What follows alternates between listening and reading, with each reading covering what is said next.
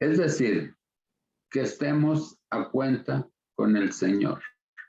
Vengamos todos y estemos a cuenta. Déjenme, pongo esto.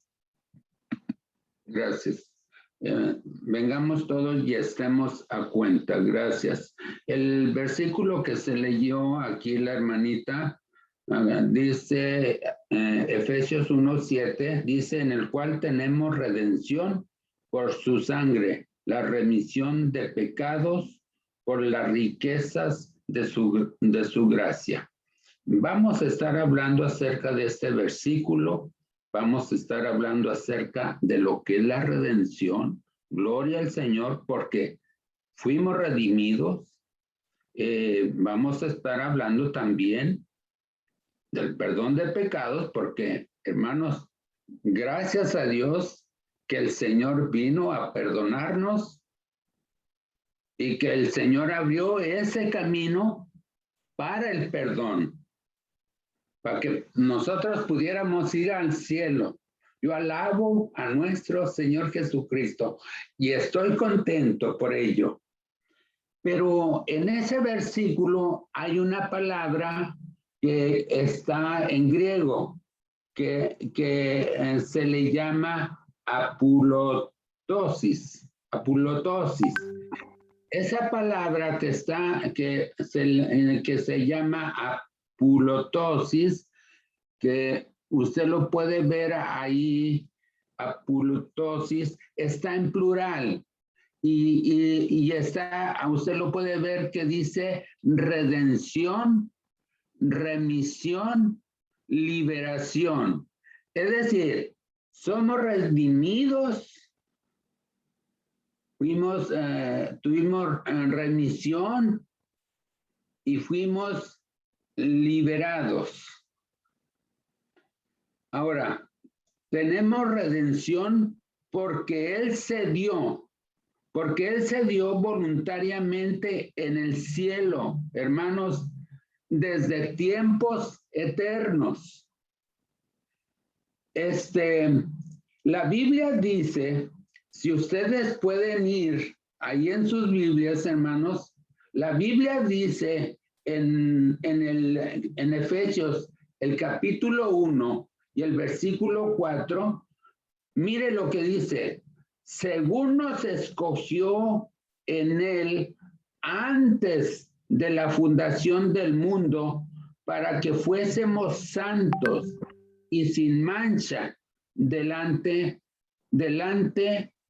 de él en amor.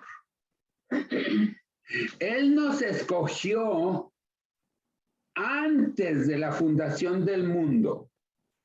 Entonces, hermanos, nuestra redención fue desde tiempos eternos, porque si Él nos escogió antes de la fundación del mundo, mi pregunta fue, ¿cuándo? ¿Cuándo fue que nos escogió? Mire, hermanos, este libro, como ustedes lo pueden ver, este libro se llama Patriarcas y Profetas. El capítulo 4, en el capítulo 4 les habla acerca de cuando el Señor Jesús, el Padre y el Hijo y el Espíritu Santo se reunieron para poder, cómo poder planear el plan de salvación. Ahora, el otro, ese libro de la historia de la redención. Ese libro, hermanos, si usted no lo tiene, yo se lo recomiendo. ¿Sabe que ese libro, hermanos, yo me atrevo a decirles a usted que está viendo por este medio, que este libro, hermanos, les va a quebrantar el corazón? Porque este libro, hermano, le habla exactamente acerca de la historia de la redención. ¿Cómo es que estuvo? Dice ahí el párrafo que nos puso ahí Isaí, o no sé si lo puso, según nos escogió en él antes de la fundación del mundo, para que fuésemos santos y sin mancha delante de él. Eso fue Efesios 1:4, pero hay un párrafo que yo di para que, déjenme lo busco aquí. Ok, ahí está, sí. 3 veces lo encerró el resplandor que rodea. Cuando salió la tercera vez, pudo ver su rostro calmado, libre de perplejidad, duda, resplandecía bondad y una amabilidad, palabras no pueden expresar. Es decir, 3 veces se reunieron Padre, Hijo y Espíritu Santo para planear el plan de salvación desde tiempos eternos, hermanos. 3 veces. Es decir, tanto costó el hombre para venir acá a la tierra y morir y ofrecer y venir la persona indicada. Porque mire, la historia de la redención dice que cuando el plan de salvación fue hecho, dice que los ángeles se ofrecían para venir a morir por la humanidad, pero que Cristo Jesús y el Padre les dijeron que ninguno de ellos podía venir a morir por la humanidad porque eran creados, que solamente podía venir a morir Cristo. Y cuando dice la Biblia que Dios envió a su Hijo unigénito, no quiere decir que como nosotros decimos a nuestros hijos, oh, ¿sabes qué, Ramirito? Ve a la tienda y me traes 1 kilo de azúcar, porque soy el papá, y porque soy el papá tengo más poder. No, hermanos, cuando el Padre, el Hijo y el Espíritu Santo se reunieron, nuestro Señor Jesucristo se ofreció voluntariamente. Y cuando Él se ofreció voluntariamente, Él les hizo enseguida, reunió a todos, Padre y Espíritu Santo, nuestro Señor Jesucristo, reunió a toda la hueste angelical y entonces expresaron el plan de salvación para el hombre. Hermanos, y ahora nosotros, ese plan de salvación es por eso que nosotros lo tenemos. Para gloria de Dios. Por eso, hermanos, el plan de salvación, hermanos, no es nomás así. Sabe que nosotros el plan de salvación debiéramos de valorarlo. Por eso más adelantito yo voy a pasar lo que es el perdón, hermanos, porque el perdón no es solamente enojarme con mi hermano y ya vámonos, o que yo tengo la razón y yo tengo la razón. No es así. Mire, vamos a ir a lo que es Mateo, capítulo 26. Mateo capítulo 26, los versículos 66 al 68. Voy a hacer poquita historia aquí. Al Señor Jesús lo fue aprendido y lo llevaron ante los sacerdotes, ante los ancianos, los escribas, que procuraban, por supuesto, matarle. Y buscaban testigos, pero no los encontraron. Hasta que encontraron 2. Pero al final,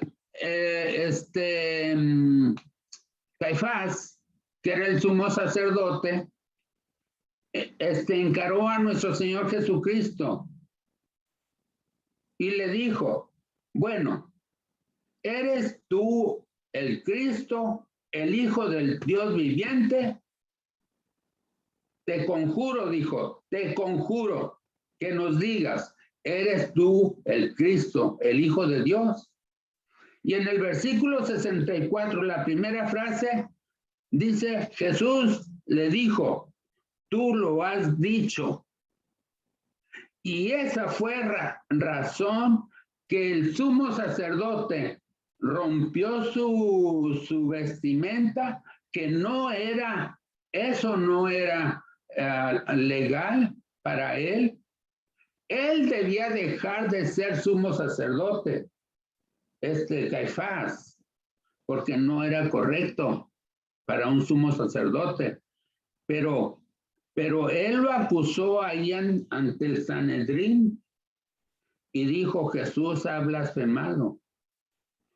Y eso le costó la vida a nuestro Señor Jesucristo.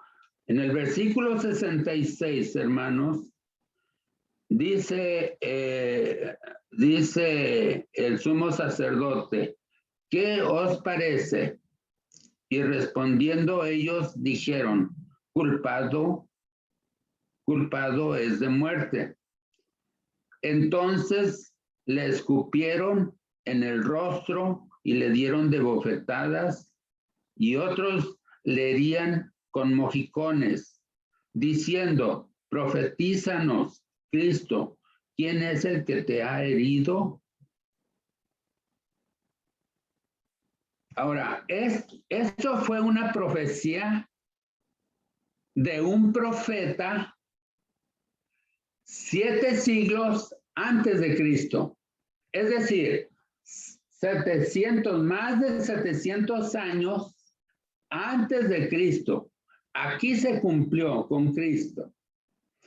Y ese profeta, hermanos, vamos a ir a Isaías capítulo 50,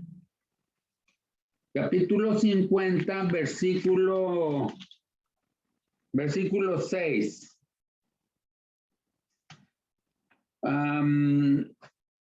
Ahí lo dice más claro lo que son las escupidas. Mire, dice, di mi cuerpo a los heridores y mis mejillas, lo que mesaban la barba, no escondí rostros de injurias y disputos. Es decir, Jesús fue herido su cuerpo, hermano, fue herido. Dice, no escondí mi rostro. Es decir, Jesús en el Sanedrín, hermanos, lo vendaron de los ojos. Y en el tiempo de antes, yo no sé ahora, en el tiempo de antes, si había una humillación que lo dejaran en vergüenza y que lo pisotearan, eran 2 cosas. Que lo agarraran de la barba y lo jalaran, o que lo agarraran del cabello y se lo sacaran. Y a nuestro Señor Jesucristo lo agarraron de la barba como chivo, así, y el pelo se lo estiraron. Y bueno, las injurias.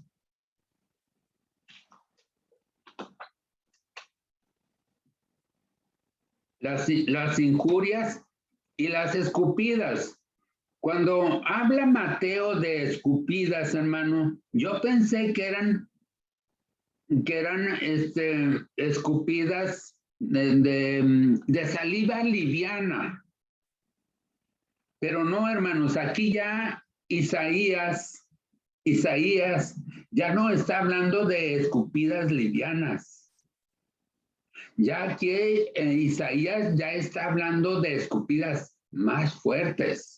Ya está hablando de escupidas más pesadas. Y usted imagínese, ya eso ya se lo está diciendo de qué clase de escupidas. Ahora, Jesús, el Señor Jesús, fue prendido como a medianoche. Deseado de todas las gentes, página 647 y 648. Su juicio consistió en dos fases. La primera, un juicio eclesiástico ante las autoridades religiosas judías, perdón.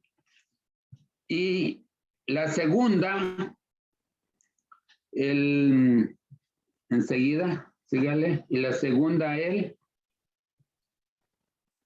bueno, ok, déjeme ver aquí, perdón, hermanos, y la segunda, el juicio civil ante Pilato y Herodes. Esa fue la segunda. Y entonces sí hubo dos audiencias preliminares. Una ante Anás solo, que yo no entiendo por qué Anás estaba ahí. Yo la realidad no entiendo por qué Anás era el que estaba ahí, que no tenía que estar, pero bueno. Una ante Anás solo y otra ante Anás y Caifás. Como ya les dije, fue llevado al Sanedrín 2 veces, una de noche y otra de día. La de noche fue vendado, yo ya les dije eso. Le escupieron, más fuerte fueron esputos. La señora White dice eso. También dice que no sé, que fueron esputos, que fueron más fuertes. Y también lo dice, también la señora White dice que tanto lo golpearon que no se reconocía. A ver, que no se reconocía. Y también menciona el comentario bíblico de todo esto que yo les he mencionado. Y ahí ustedes pueden ver cómo el Señor lo tenía en el Sanedrín, hermano. Posiblemente ahí estaba, pues ahí estaba todos los de arriba, los que tenían que ver con Caifás y Herodes y bueno, ellos. Vamos a ir más adelante. Ustedes saben que después de esto, hermanos, posteriormente, nuestro Señor Jesucristo fue crucificado. Una muerte vergonzosa. Una muerte vergonzosa que solo se les daba a las personas más bajas.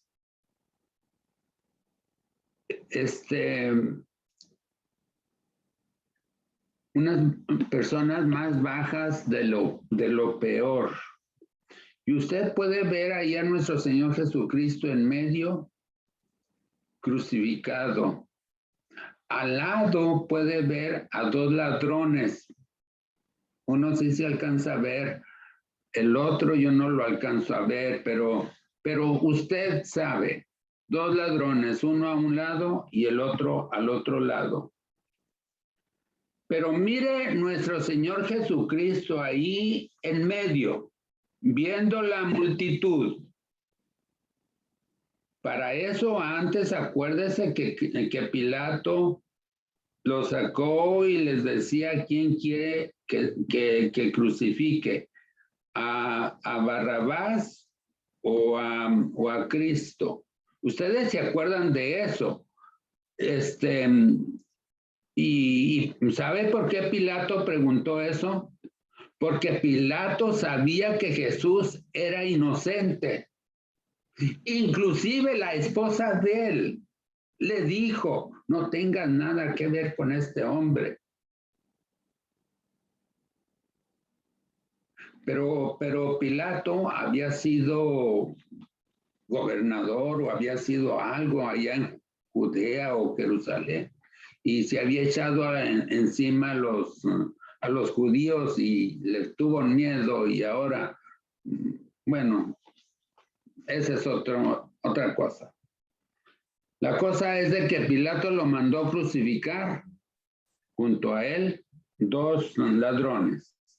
Pero mire, vayamos a Lucas capítulo 23, versículo 34.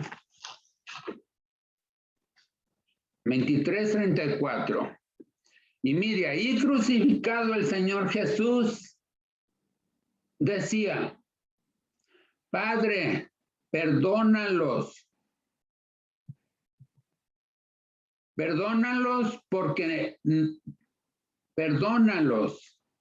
porque no saben lo que hacen. Déjenme, lo leo bien aquí porque no lo alcanzo a leer ahí. Dice 24, 34. Disculpen, hermanos, perdónenme, disculpen. 23, 34.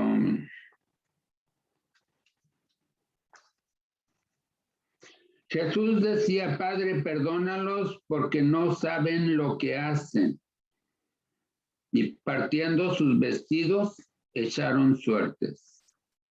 De allí desde la cruz, él todavía intercedía por los que habían participado en la muerte de él. Pero no solamente esa intercesión abarcaba a ellos.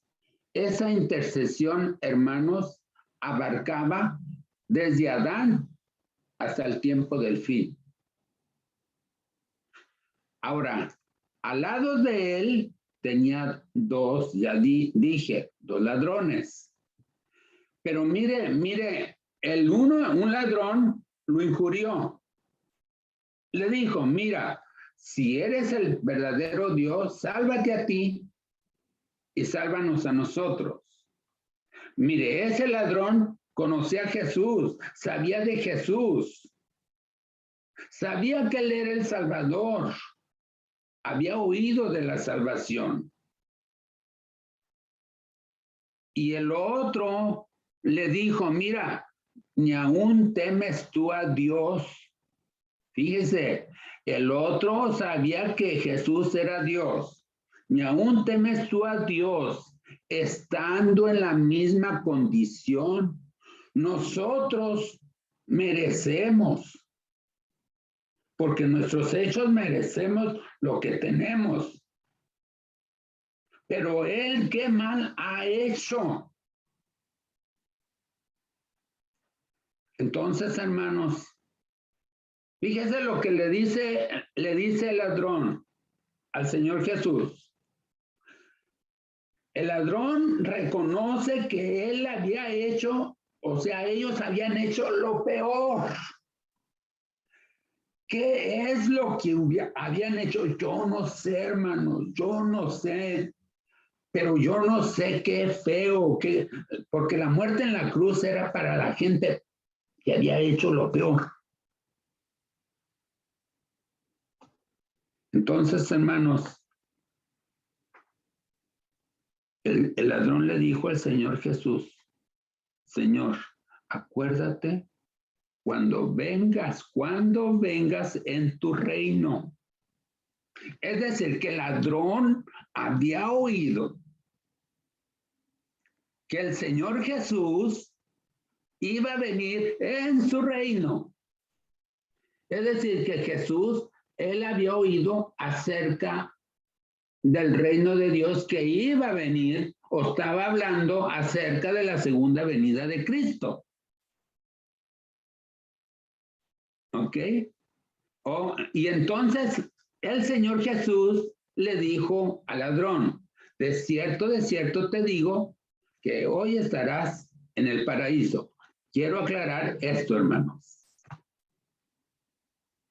El comentario bíblico dice, primero, dice, el ladrón le dice a Jesús que se acuerde de él cuando él venga en el reino de los cielos. Al venir en el reino de los cielos, reconoce que si viene en el reino, reconoce que Jesús es un rey. Y Jesús es rey de reyes y señor de señores. Ahora, entonces Jesús le dice, de cierto te digo, que hoy estarás en el paraíso. Descartar de que no fue al paraíso hoy, porque Jesús no fue al paraíso hoy, es decir, el día que murió. El día que murió, Jesús no fue al paraíso. Jesús fue a la sepultura. Entonces, el ladrón no podía ir al paraíso. Si es así, porque mucha gente lo piensa así, de ir al cielo. Jesús no podía ir allá al cielo, sino Jesús le dio una promesa que cuando Él venga, Él va a estar en el paraíso, en el cielo. Porque mire, San Juan 14:1, y ahí está ahí, disculpe, hijo, no le di esa cita, pero 14, del 1 al 3, es lo que le está diciendo el Señor Jesús. 14, San Juan 14, del 1 al 3.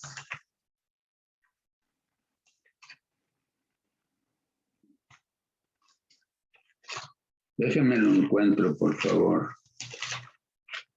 San Juan 14. San Juan capítulo 14, les doy un tiempo y ya casi terminamos para no pasarme del tiempo que acordamos. Aunque no quisiera porque me falta poquito más, pero mire, capítulo 14 dice,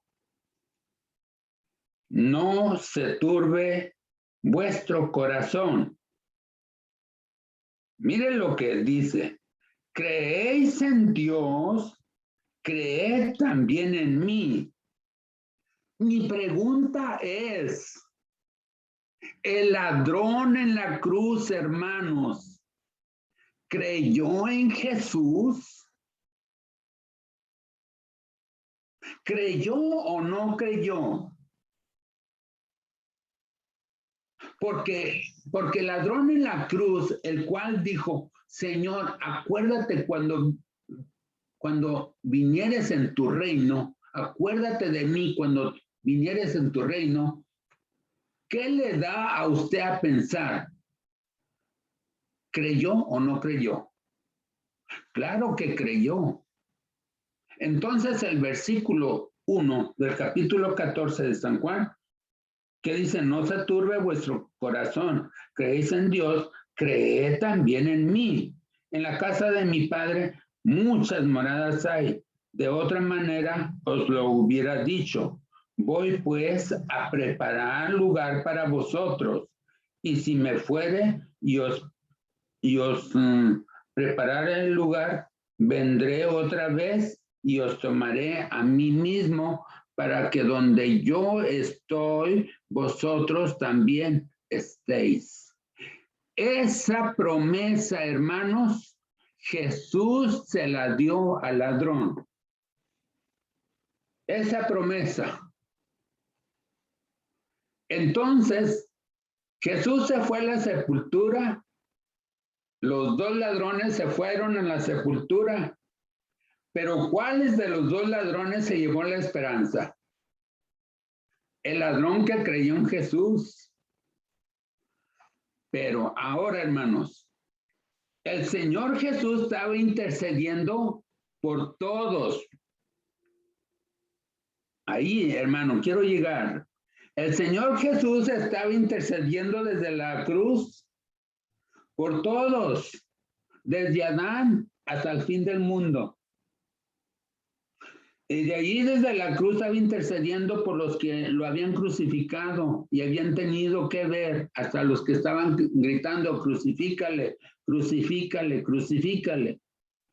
Por todo estaba intercediendo. Pero, hermanos, no, eso no bastaba. ¿Bastó para el ladrón en la cruz, el cual lo desafió al Señor Jesús?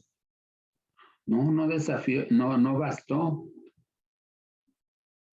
¿Qué era lo que se necesitaba, pues?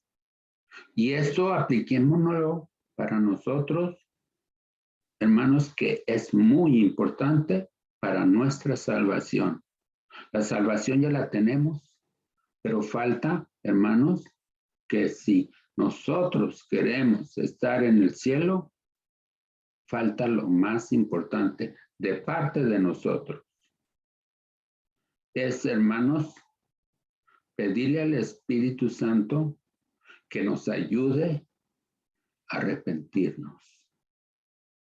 Arrepentirnos de nuestros pecados, hermanos. Que si hemos ofendido a un hermano, humillarnos, hermano.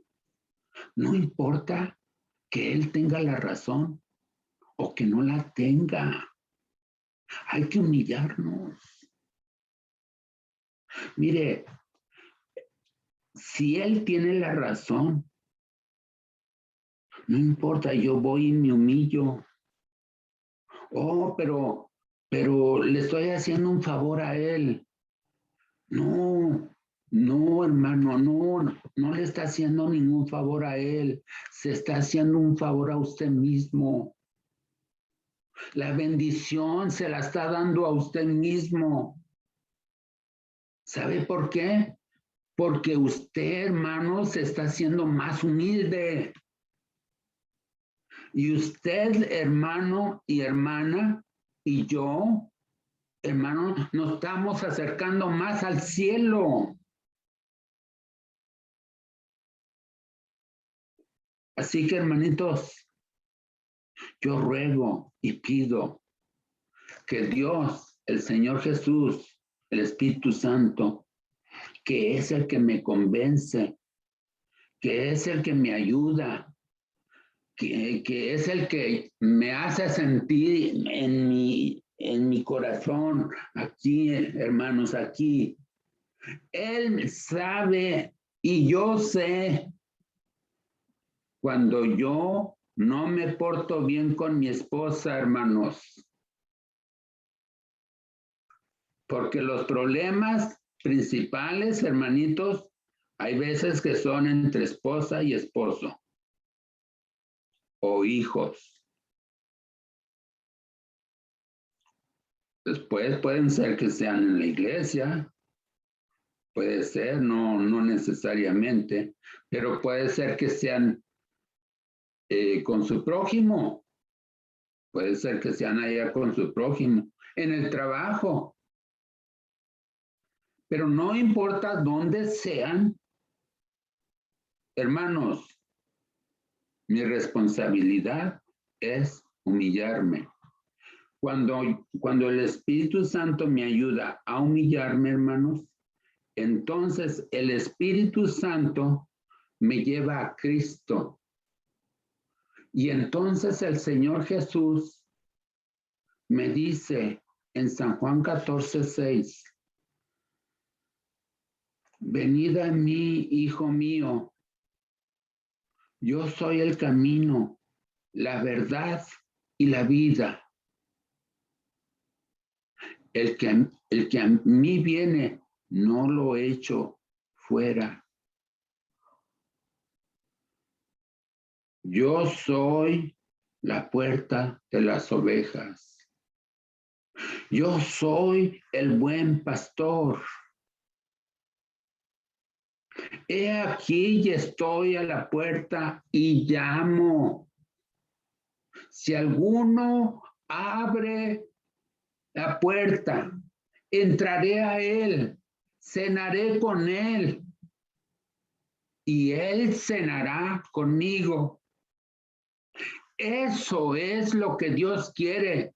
Pero hermanos, si tú no quieres,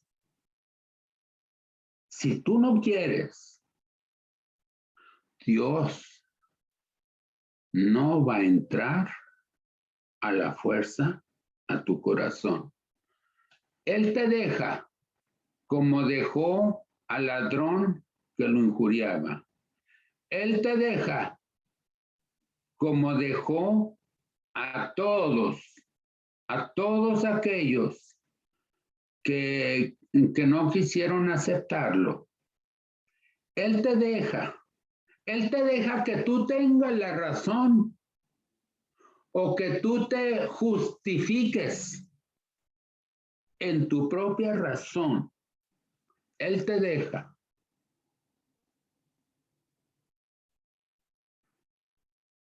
Hermanitos, Dios les bendiga, hermanos.